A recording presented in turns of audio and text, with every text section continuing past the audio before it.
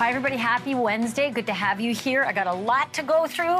This is true crime for the full hour, so buckle up. Okay, for starters, we got some movement in the Melodee Buzzard case. And if you don't know this case, quick, here it is. 9 years old. She disappears. Her mom is not helping to find her. Police are releasing bits and pieces of pictures of her, including this cross-country trip she took with her mom. Now we are learning that mom got some moving boxes over the weekend. And along with that wig, mom is refusing to answer the door again for the cops. So what are they doing now? Are they looking for Melodee alive or dead? I've got two detectives on tonight who know the drill. They're going to tell me everything about what that car outside that's parked 24/7 is watching for and what the next shoe to drop in the case is going to be. Also, I got to get you back up to speed here on the David and Celeste case. I've got some movement. Even though the cops aren't saying anything, that doesn't mean nothing's happening. For starters, it looks like the long-awaited toxicology tests might actually be coming through soon. Of course, Celeste is the underage girlfriend of the, music star on the right, David. He goes with David only, D4vd. And that girlfriend was woefully underage when she was found dead and rotting in the trunk of his car. He still hasn't been charged. I know. What? It's been weeks and weeks. What exactly is happening in this investigation? But now we are also learning that there was evidence he left behind in his home when he moved out in a hurry after the cops raided it. Looks like Celeste may have been in that home. I'm going to tell you what the evidence was, and then you can decide whether you think it's Celeste's or not. Also, it was a big day. No, I don't mean election day. I mean, it was Diddy's birthday. Kind of came and went, without much fanfare because A, election day, B, prison. You will not believe the difference between Diddy's 50th birthday and Diddy's 56th birthday.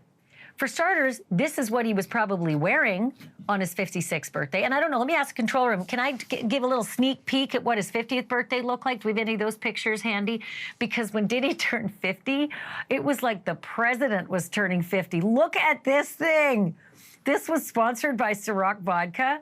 And oh my God, the stuff that he had at this party. Let me just tell you, the compare and contrast I'm going to show you is mind-blowing. All right, all that is coming up in just a moment, but let's start here. It has been 3 weeks and 1 day since the authorities in Southern California learned what Ashleigh Buzzard, I think, already knew, that her daughter, Melodee Buzzard, the 9-year-old girl, was not where she was supposed to be. A school administrator actually was the one to sound the alarm, and soon police learned about a very, very sketchy 3-day road trip to Nebraska and back, which is now the focus of the search for Melodee. If you've been following our reporting, you know that the last confirmed sighting of Melodee was October 9th near the Colorado-Utah border, and she was with her mom.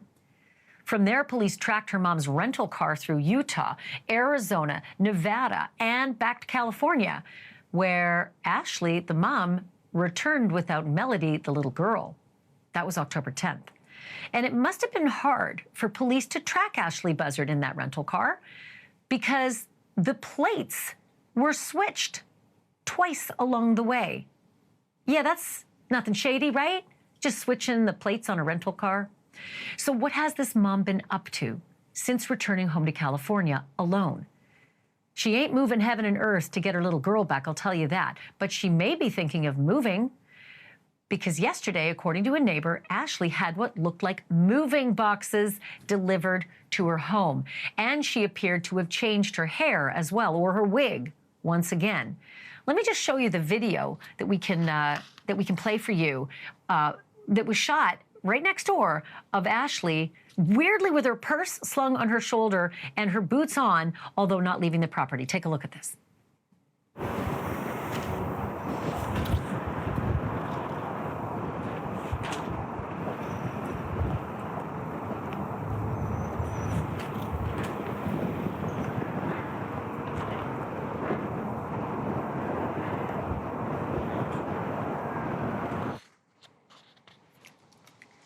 nothing suspicious there. Moving boxes. For a woman who just, last week was hauled out of that house and taken with what looked like detectives, plainclothes detectives with sidearms in their gun holsters, got her into a vehicle and drove off with her to a quote-unquote alternate location right before police and FBI raided her home for hours, and a storage locker, and also searched the rental car that she'd been using.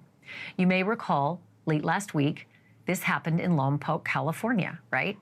And they did those searches, but then weirdly, she returned. That part was a head scratcher to me. That alternate location after the storage locker and all the rest. No, she was allowed to return. And after that, the neighbor says that Ashleigh did not venture out of the house for 72 hours. But on Sunday, she went somewhere in an Uber, apparently for about 2 hours, according to the neighbor. And on Monday, a sheriff's deputy was back and knocking on her door and said they, quote, had something to give her, end quote. But Ashleigh Buzzard, keeping in constant behavior, refused to answer the door. So I know what you're thinking, and no, police and the feds aren't just relying on neighbors for intelligence. What's believed to be plain-clothed officers or agents are parked outside of Ashleigh's house round the clock. As for your other question, why Ashleigh Buzzard hasn't been hauled in and charged with something, anything, I wish I knew the answer to that, but my next guests, they may have some ideas, that's for sure. John Buehler is a former detective in the Laci Peterson murder, and Bobby Chacon is an attorney and a retired FBI agent. Gentlemen, thank you both for being here. John, let me start with you. Your thoughts on why this is taking so long. It is awfully curious. Well, there's nothing that's not suspicious about this case, and the mother's behavior is completely off the charts. We generally don't see anything like this. But the big problem in this case is you don't have a body, you don't know where the child is, and because of that, you don't have a crime scene. And unless they're keeping things really close to the vest, which is, of course, entirely possible, it's going to have to rely on them putting together a circumstantial case to charge her with something. Now, it could be a murder if they're able to determine that she's dead. It could be a situation where they end up having to charge her with something really lightweight, like endangering a child or something like that. But just not cooperating with the cops is not really a violation. She has the right to not do that, but it sure makes it suspicious, and it puts the cops in a position where they're going to have to do surveillance and keep watching her. So, John, for people like me out here, we get it. We know that you don't always have to answer police questions unless you're subpoenaed. But when you don't have a child that you can produce to them to ensure the child's safety, doesn't the metric change? Well, it would change slightly. It certainly makes it more suspicious, but unless they have something that is going to be able to prove that they put her in danger, she can just lawyer up and not say anything at all. There's always that reasonable doubt that maybe she's with relatives out of state, maybe she was left with a friend or something like that. And when you have those possibilities hanging out there, it puts you in a position where it's difficult to charge her with anything, because even if they made an arrest, we all know there's something going on here. But in California, if an arrest is made, they have to be able to charge her within 48 hours, and the prosecutor's not going to be able to go forward with that if they don't have concrete proof that something bad has happened. So, Bobby, the moving boxes, that can't be good. In my opinion, and it's a layperson's opinion, that looks like fleeing might be imminent. Does that change the dynamic here at all with the way police are looking at her, or whether they need to actually grab her before she might, I don't know, disappear like Brian Laundrie was able to with agents outside of his home in Florida? Yeah, I think you're exactly right. And I think John's right. I think they probably have something drafted on a lesser charge, a child abandonment, child neglect charge. They probably have something drafted. They don't want to charge her yet with it, but they probably have, she's under watch. If she starts leaving with those packed boxes, I believe they'll probably then be forced to haul her in before a family court judge on a lesser charge. I think they're building the case now. It's taken a lot of work because this is kind of a mystery on where the child is, but I think they probably have charges drafted. They don't want to charge her yet because they're not very strong. But if she starts packing those boxes into a car and leaving, I think then they're going to be forced to do something. Yeah, a little hard to do that even under the cover of night, packing boxes into a vehicle. Okay, John, last week on the show, or might even have been Monday, the days are long, Jennifer Coffendorfer, formerly with the FBI, said that it's a wise strategy to leave her to her own devices right now because she is frantic. I mean, she's behaving in an erratic way. And maybe, just maybe, there'll be the kind of screw up that will A, lead them to Melanie, or B, lead them to Melodee's body, God forbid. Is that what you see as perhaps the reason that they're taking this hands-off approach? Yeah, I think it's entirely possible and most likely probable. For a simple reason, she doesn't seem to be a very sophisticated criminal or anything like that. Just the fact that she didn't plan this very well. We don't know if she was trafficking her daughter. But then again, on the same hand, you don't know that she's not visiting relatives out of state that Ashleigh is not telling anybody about. Now, you would think that other family members, if they're watching this show or they catch media coverage on this case, would be willing to come forward, which makes it even more suspicious that we're probably having a tough time finding her alive. I don't like to be a pessimist on these things, but having worked with them over the years, the behavior like this is pretty far out there. It could suggest some mental health issues on the part of the mother, maybe some defiance. Of course, we know that the father is not in the picture. I understand that he was killed in a motorcycle accident when she was very young. So we don't have him to appeal to, which would be really a great thing. We also don't know if maybe Ashleigh is being forced into this by somebody else. So there's so many variables out there which put the investigators at a disadvantage to bring charges at this time. So what's fascinating, I thought when this road trip to Nebraska surfaced, that Nebraska is a hotbed for human trafficking, sex trafficking. And I wondered, my goodness, off she went to Nebraska with the child and came home without the child. Is that possibly what could have happened? And lo and behold, that doesn't seem to be the case. I want to get both of your thoughts on this. Start with you, Bobby. She went to Utah and Nebraska. They are both considered to be hotbeds for trafficking, but here are all the places: Utah, Arizona, Nebraska, Colorado. She was in all these places, Nevada, before she returned to California.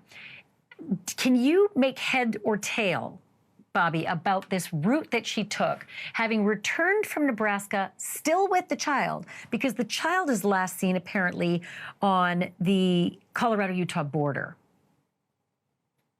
Yeah, I mean, looking at that map, I can just say, and I live near that area, and I lived in Utah for a while, and I live out in the desert.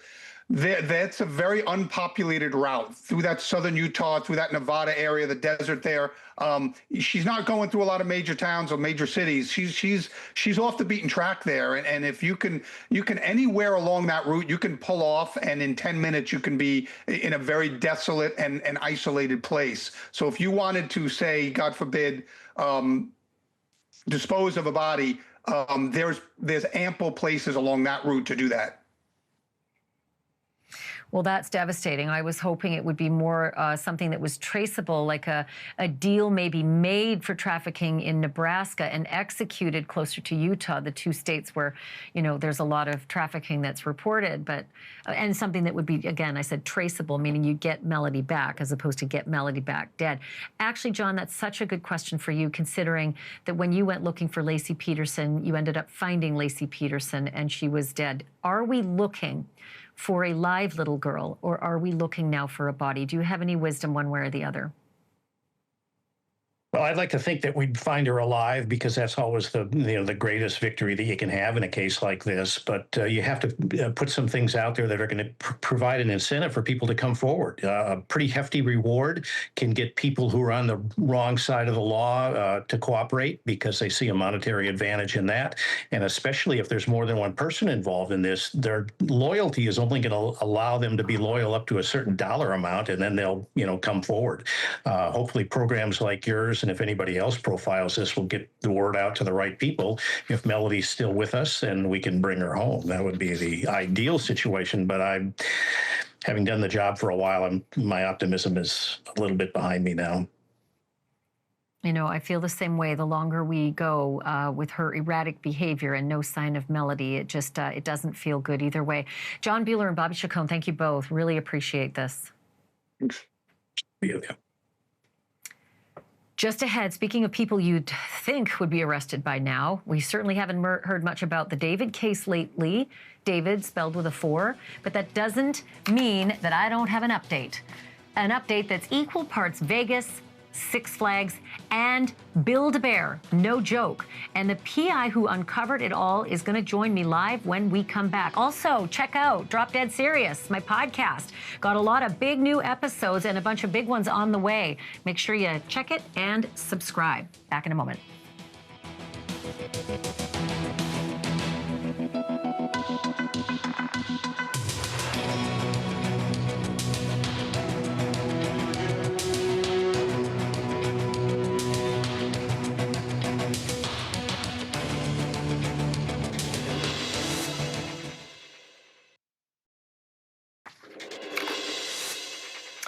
We never know how or when a mystery is going to break wide open, but I might know how this one could. It's a mystery that started almost 2 months ago now in the trunk of a pop star's Tesla in an LA impound lot. Inside was the decomposing body of the pop star's underage girlfriend, very underage. Her name was Celeste Rivas Hernandez, and she had turned 15 the day before she was found decomposing. She hooked up with David, spelled with the number 4, years before that, possibly when she was only 12 years old. David has never been charged or named as a suspect in any crime, likely because investigators can't tell how or even when Celeste died. The autopsy was inconclusive, but the all-important toxicology report has yet to be released, presumably because it hasn't yet been finished.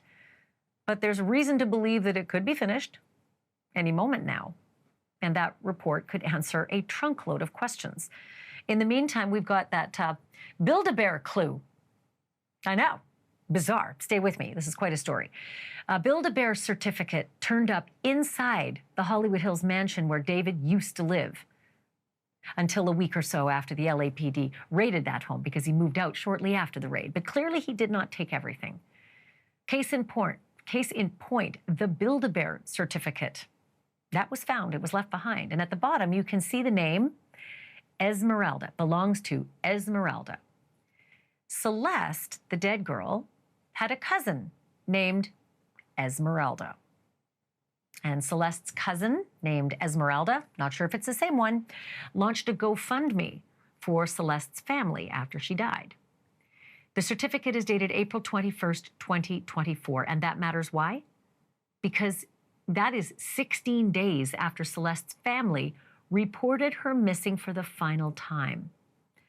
We know she, quote unquote, ran away from home at least twice in the months before that. All of this was uncovered by Steve Fischer, a private investigator hired by David's former landlord, who wants to know once and for all what the hell went on in his rental house. Welcome back to the program. Steve, let's talk toxicology report. First, I gave a little hint there. You have the answer, though. Why is it that we think the toxicology report on Celeste might actually be coming sooner rather than later? Well, I've been tracking the cases around deaths around the same time as hers and from the weeks before, and those that were in deferred status have been changing over to, having cause and manner.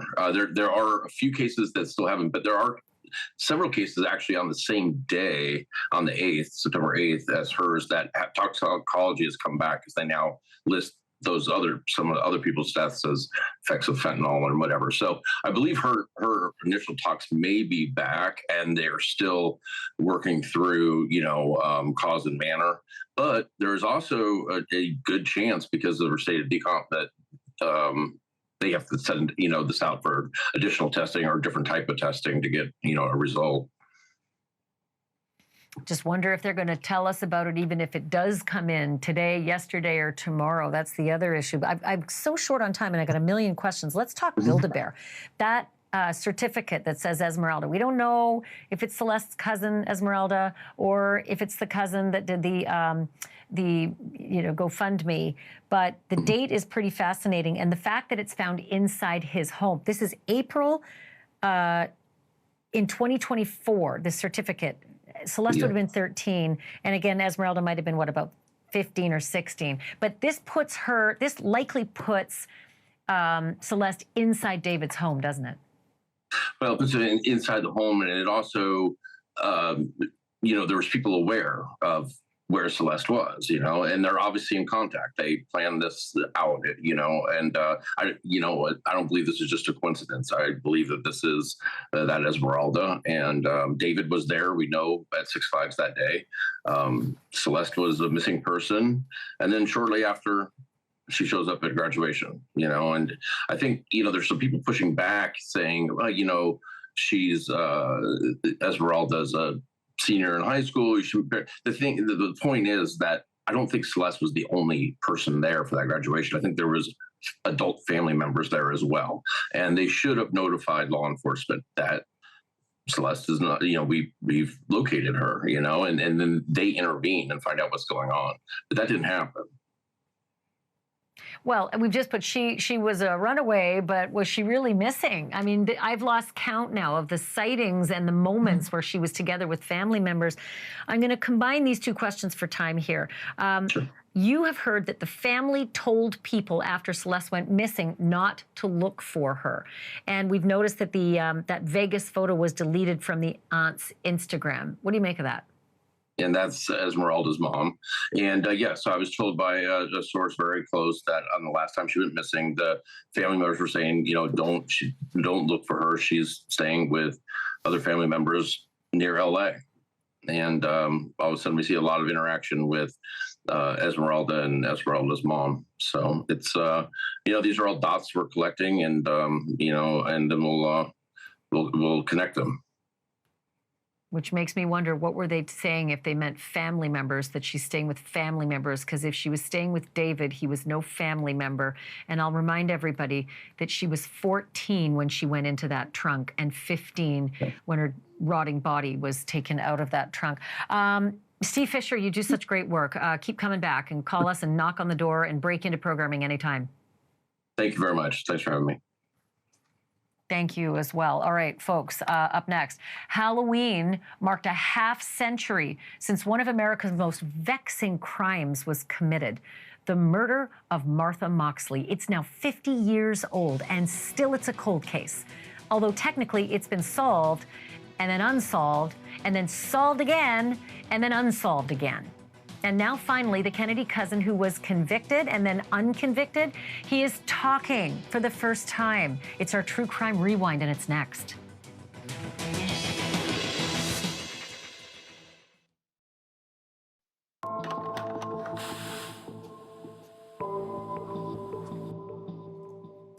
It's a murder mystery that has haunted a wealthy Connecticut town for half a century and created intrigue for true crime sleuths right across the country.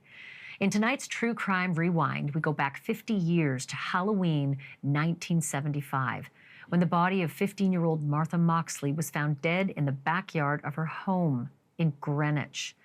She'd been brutally beaten and stabbed with a golf club after a pre-Halloween fun night out with her friends. The shocking murder rocked the town, but also the Kennedys, because one of their own was arrested for it. But it didn't happen for almost 25 years. Michael Skakel, a cousin of the Kennedys, was charged in the year 2000. His mom was Anne Skakel. His aunt was Ethel Skakel, before Ethel married Bobby Kennedy, hence the Kennedy connection. And the golf club turned murder weapon, that belonged to the Skakel family. His arrest kicked off a 2-decade legal battle between Martha's parents and the Skakel family and the Connecticut police. It's been 24 years since Martha Moxley's murder. A neighbor discovered the 15-year-old's body in the backyard of her home in Greenwich. For more than 2 decades, Moxley's mother has waited for justice. I didn't know if I'd be going on this long. I mean, it's a horrible thing to have happen.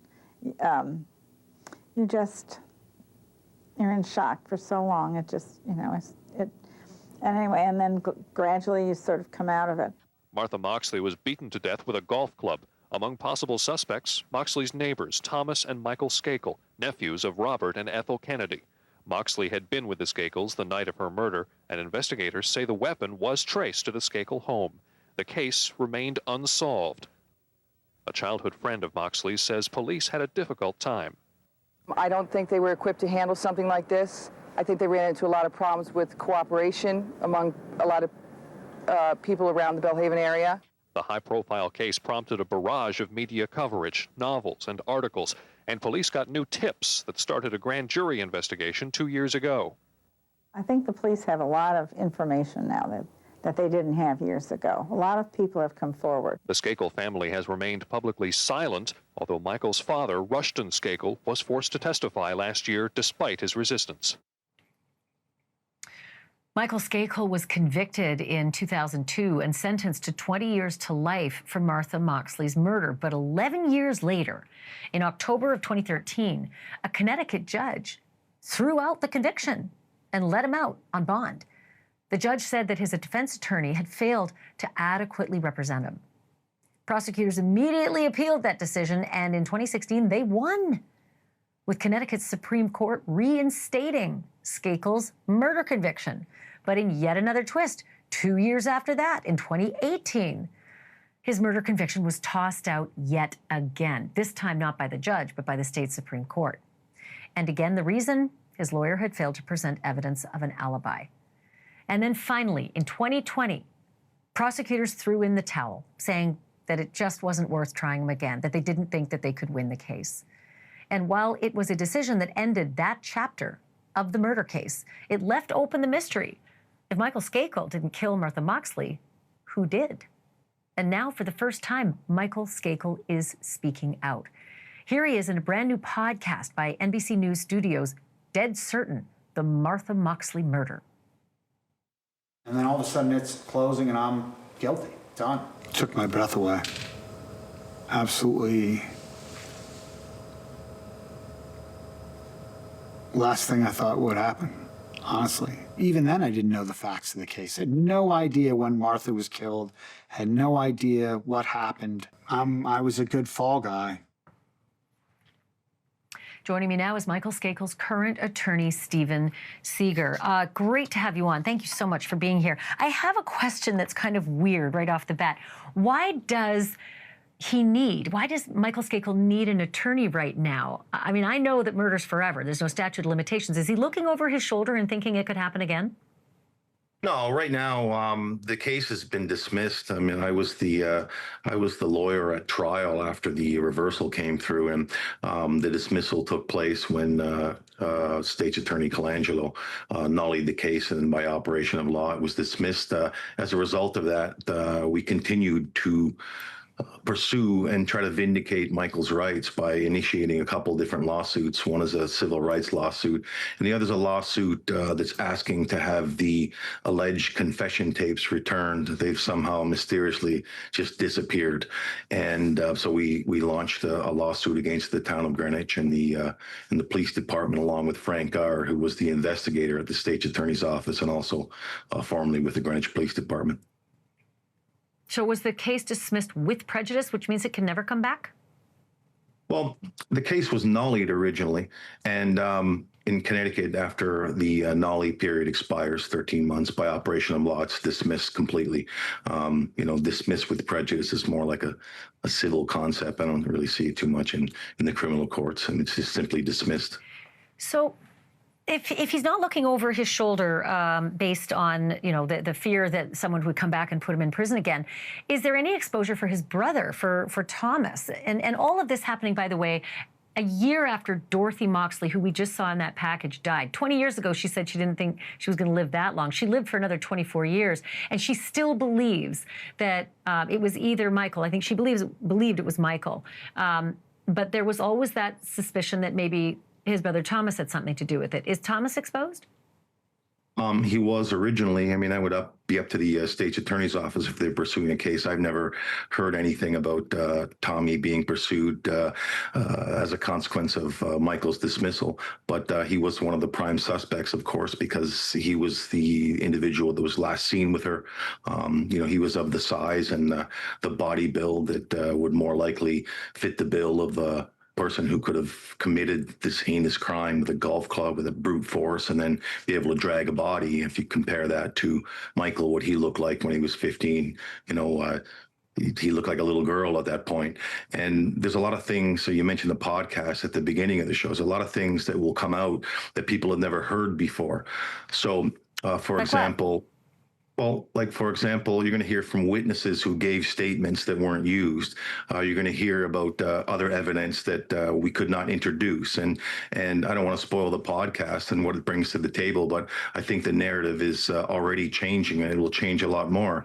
And the reason for that is kind of simple. It's in a court of law, you have the rules of evidence. And when the media comes into a courtroom, they film and they write about what they hear in court. And there's certain parameters that exist in the context of a criminal case. Everybody knows that your client can't talk. I mean, he has no obligation to talk and not to talk in most cases. But between the rules of evidence and what you can and can't say and how you advise a client at trial, there's a lot of the story that gets left behind. And I mean, that's the purpose of the appellate court, to sort of look over the shoulder of the trial court if something has happened with evidence. But it's a different story, different format. The podcast will surprise people, to be sure. Well, I have just a couple seconds left, but I want to ask you, he said, I was just the fall guy, and I wonder if he wants to find the real killer, if only to clear his name, or does he want this whole thing behind him? He wants to just crawl away and never see a press or a headline or a police officer again. Michael and Martha were friends. Of course, he'd like to be able to serve up the real killer. And what I know for sure is that it's not him. And in terms of putting something like this behind you, it's very difficult. It's wishful thinking to a large extent. What he means by fall guy is you got a lead investigator in this case, for example, who has a book deal with an investigator that's supposed to be turning into a movie deal, and he's got an economic interest in it. And that's just one example of how the deck of cards is stacked against him. And the reason why I mention this is because a lot of people say, oh, he's a Kennedy cousin, and therefore he's got special treatment. Well, I don't know, with that kind of power and influence that people speculate about how he lands in jail for 11 and a half years. It's ludicrous to believe that. He didn't do the crime. He wasn't anywhere near it. I am fascinated. I want you to keep us posted, if you would, about the suit against Greenwich and the lead police investigator, and hope to see you back on the program when there's some movement there. Thanks so much for this tonight. Will do. Have a good night. Thanks for having me on. You too. All right, folks, coming up, do you remember this guy? His name is Nicholas Rossi. He tried to skate on criminal charges by pretending that he was a British lord instead of an American rapist. My name is Arthur Knight Brown. My date of birth is 22nd of the 11th, 1986. Yeah, Arthur Knight, my ass. He's not even British. He is, however, guilty.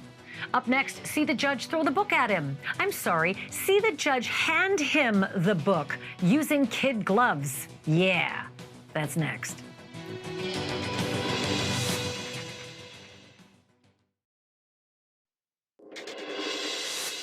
It took almost 20 years, but the state of Utah has finally closed the books on Nicholas Rossi.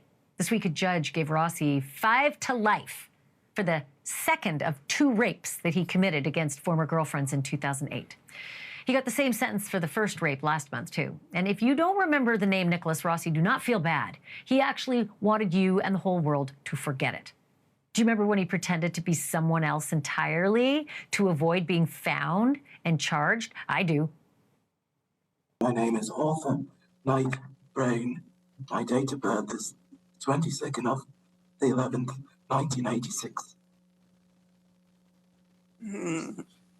Okay, I think we're having a problem with understanding who this person is. This is not number 36. Your Honor, we've got him as Nicholas Rossi, but he's saying his name is Arthur Knight Brown. Oh, that's one of the AKAs, it looks like. What's your birthday? We're having a really, is it July 11th, 1987? No, my lady, it's 22nd of November, 1986. 22nd of November, 1986. Yes, ma'am. Your Honor, Tamara Vasquez for the state.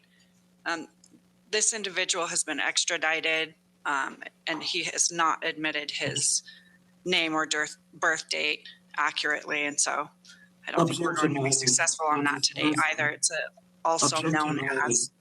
Objection, my lady. That is complete hearsay. Yeah, you heard that right. Objection, milady.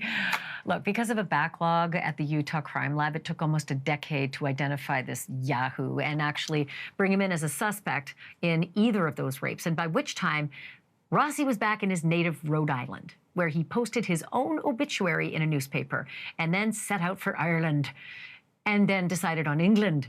But since there wasn't a death certificate, the authorities kept up the hunt. And that's when Nicholas Rossi became Arthur Brown, an Irish orphan. That same year, he married an English woman named Miranda Knight, and he became Arthur Knight. The newlyweds moved to Glasgow, Scotland, where Arthur Michael accent really stinks, I know, but this guy was cosplaying as a professor, and that is who he claimed to be in the virtual court hearing you just saw in January of last year. So how was he eventually found out? He got himself COVID, and the staff of a Glasgow hospital recognized his tattoos from a police flyer, and they fingerprinted him, and they turned him in. A few months later, after that, Rossi did an interview with our former colleague, Dan Abrams, and if you caught it, you will not mind seeing it again. The telltale tats came up again, and this is what happened.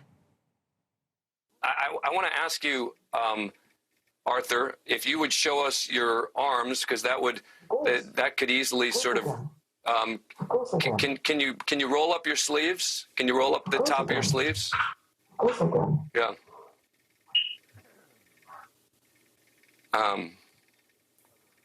And go ahead. I think it would look, and again, it's hard to tell from here. Yeah, the sleeves didn't go any higher, but the tats were there. Really wonder if he's going to get any more tats in prison. All right, coming up next, even if P. Diddy had never recorded a song or produced an album or discovered a big star or maybe stood trial for sex trafficking, he'd be a legend just for his parties. Diddy's 50th birthday party made the Grammys and the Met look like PTA meetings.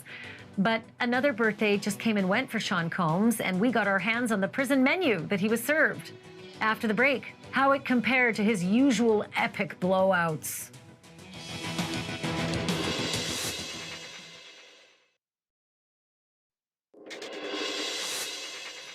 Something happened to Sean Diddy Combs yesterday that you probably would have read about were he not in prison.